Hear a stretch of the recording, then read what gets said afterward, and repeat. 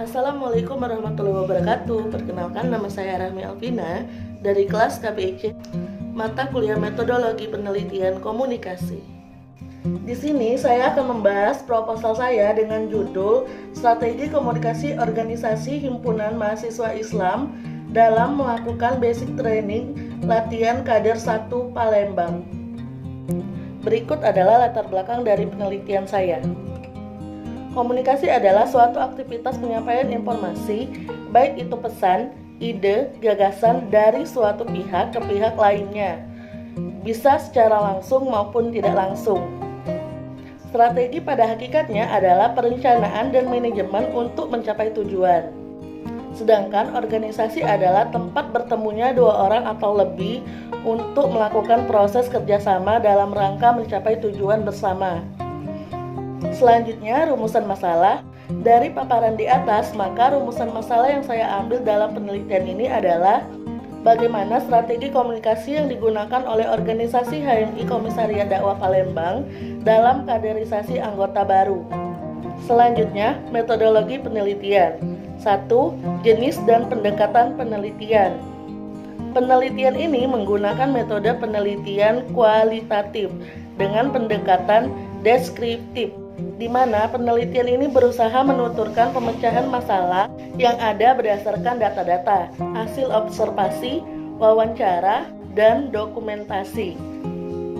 Maka penelitian ini menyajikan data, menganalisa, dan menginterpretasikan. Pada pendekatan deskriptif ini, peneliti bisa langsung mendapatkan informasi dari informan. Penelitian ini juga menggunakan metode studi kasus. Yang kedua, sumber data, di mana terdapat dua bagian, yaitu data primer dan data sekunder. Data primer ini adalah data yang secara khusus dikumpulkan untuk kebutuhan riset yang sedang berjalan. Pada data ini, kita bisa melakukan wawancara atau komunikasi face-to-face kepada narasumber. Sedangkan data sekunder adalah data yang tidak diberikan langsung kepada pengumpul data, misalnya lewat orang lain atau email, atau juga bisa menggunakan media lainnya. Yang ketiga, pengumpulan data. Setelah kita mengamati data primer dan sekunder, maka kita bisa melakukan teknik penelitian dengan menggunakan cara observasi, interview, kuesioner, dan lain sebagainya. Keempat, fokus penelitian. Dari paparan di atas, maka fokus dari penelitian ini ialah menjelaskan bagaimana strategi komunikasi yang digunakan organisasi HMI Komisariat Dakwah Palembang dalam kaderisasi anggota baru. Selanjutnya, kerangka teori. Teori merupakan serangkaian asumsi, konsep, definisi, dan proposisi untuk menerangkan suatu fenomena sosial secara sistematis dengan cara merumuskan hubungan antara konsep. 1. Strategi didefinisikan sebagai cara untuk mencapai tujuan. Yang kedua, komunikasi ialah proses penyampaian pesan dari seseorang kepada orang lain.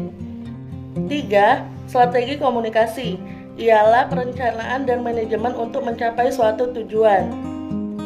4. Kaderisasi ialah sebuah keniscayaan mutlak untuk membangun struktur kerja yang mandiri. Tujuan dari kaderisasi ialah mempersiapkan calon-calon anggota baru yang siap melanjutkan tongkat estafet perjuangan sebuah organisasi.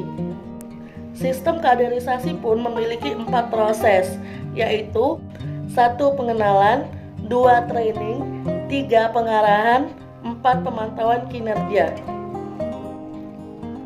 Baiklah, itulah yang dapat saya sampaikan mengenai proposal saya. Lebih dan kurang saya mohon maaf. Terima kasih. Saya Rahmi Alvina. Wassalamualaikum warahmatullahi wabarakatuh.